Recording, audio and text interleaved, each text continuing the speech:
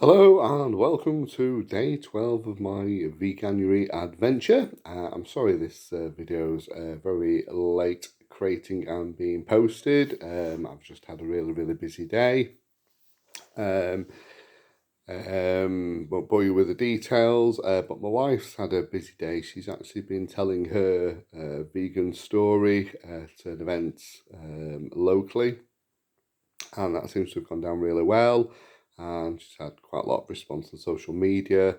So lots of people found that story quite interesting. So I shall probably tell you more about that at some point. However, this video is just going to be fairly short, and it's basically I've had a chance to look at some of the blood tests that you can have. I mentioned that I'd be interested to see what impact it's having a plant-based diet is having on various markers in my blood. So there was a site called Thriva that it's quite interesting how that works. When you go to the website, it actually asks you a load of questions, really to try and determine what it is that you're trying to discover.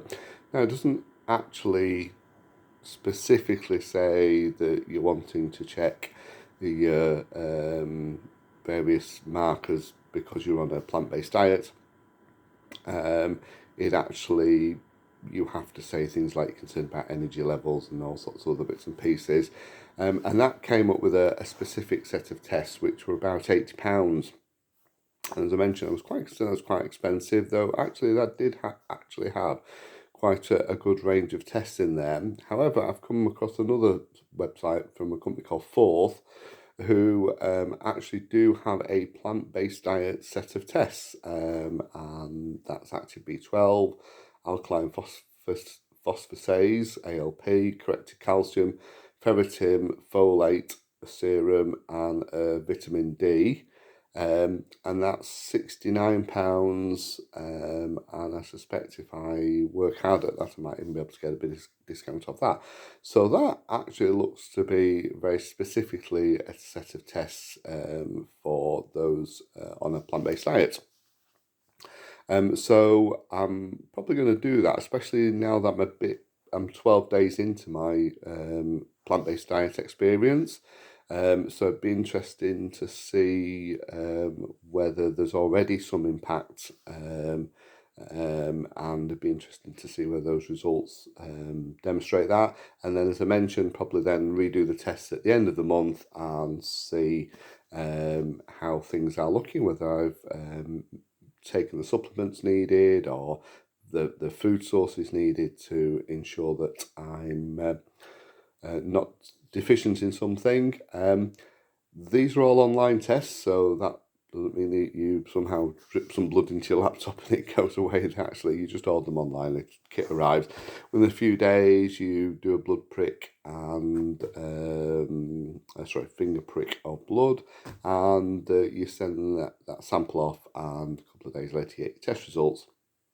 So the fourth one looks pretty good. I did have a look at Lloyd's Pharmacy, who do appear to have some tests that you can actually have done at their pharmacy, but there didn't seem to be anything specific around those on a plant-based diet. You could have probably picked the same test from their selections, but that was all starting to add up. So I don't know that that was necessarily any cheaper, but maybe the convenience of being able to go to a pharmacy and get that test done rather than having to wait for something to arrive in the post, maybe that's attractive to some people. So I think I am actually going to order the fourth test kit. I'm guessing if I order it tonight or tomorrow, it'll arrive on Tuesday, and then apparently it results within 2 working days of receipt. So hopefully I'll get the results by the end of the week. So nothing much else to report really, other than we had a very good friend of ours round for supper last night, and my wife made two fantastic dishes, both plant-based. She did a fantastic chili con carne type dish, and then a lasagna. Both were absolutely gorgeous. And I was talking to somebody today, and somebody else had made those two same dishes, maybe not to the same recipe, and fed them to some friends at a dinner party, and they did not know that they were plant-based. They thought that they were contained meat. So it just goes to show that there are really good recipes out there that you can use to create dishes that are as tasty as meat-based dishes, and but they're not. So that's really interesting. Whilst I can quite get the idea that people want to copy meat-based dishes, and particularly if you're transitioning, which seems to be the phrase that everybody's using from people who are moving from a meat-based or pescatarian diet or whatever to plant-based, then you can see why these dishes are attractive. One of the things that probably I'd like to explore more is actually dishes that are just plant-based. They're not trying to be anything else, but they are just plant-based plant-based recipes. So perhaps I'll report on those and see what they taste like, and see how you can start to build those into your diet. I'm out and about tomorrow. I'm actually probably going to spend most of the morning at a Costa Coffee, meeting with a colleague. So I'm probably going to do some research on the Costa website to see whether they have any vegan options. Otherwise, I might have to take something with me to eat. One thing that I did look into, because I mentioned that I had a really busy day, I had to nip out and run some errands, and knew I was going to struggling to actually sort out some lunch at home. So I actually did nip into the supermarket and buy a pot noodle. Now, I dread to think how much salt that contains. I will be looking that up. Probably my week's worth of allowance in one pot, but it was marked as vegetarian, so not entirely sure why it's vegetarian and not vegan. Sometimes that's because they're made in plants where they can't guarantee that there won't be traces of perhaps dairy or fish or something like that in the plants, which is understandable. But I was prepared to risk it just being vegetarian. I know that's not strictly plant-based, but it was probably close enough for what I wanted today. As I say, I'm not trying to be completely obsessive about this. I'm just trying to demonstrate that there are products that probably sit in a bit of a grey area. They're not strictly vegan, but they're not really meat-based either. So I don't have any problems with them, but be interested to see what people think about that. So there are people watching these videos, which I have to say is surprising, considering my wife hasn't actually watched some of these videos yet, so it's not her watching them, so I don't know who is. So that's good to see that a small number of people have cottoned on to them.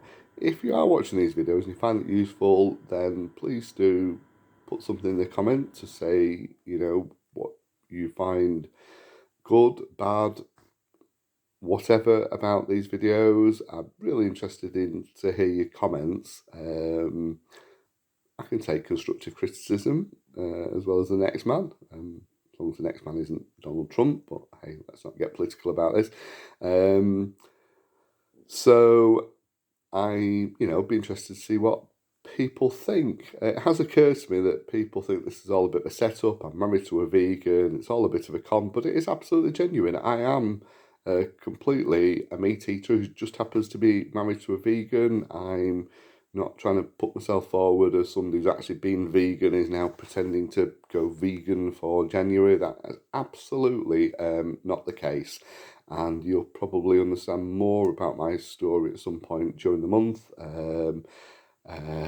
when I start to explain the story of where we've come to where we are in terms of our diet, etc. So it is absolutely genuine. I am a 50-something-year-old bloke who's just concerned particularly about his health and about his diet, and probably importantly, but maybe not absolutely up there at the same level, animal welfare. So I am concerned about that, but not to the extent that some people perhaps are. I think everybody sits on some sort of spectrum of these things. I think I'm fairly towards one end, but not completely and utterly obsessive. But I can appreciate everybody has a different point of view of these things, and I'm not here to preach. That's definitely not what I'm going to be doing. Just want to tell my story, my situation, and see if people can relate to it and whether it helps them out in any way or sparks conversation. Happy to have intelligent debate on the subject. So yeah, be interested to hear people's thoughts. Right, so I'll probably do another video tomorrow. Probably won't be in the morning because that's two videos very close to each other. So probably tomorrow afternoon, hopefully when I get in, and I'll let you know how I got on. Okay, have a great evening and speak to you tomorrow.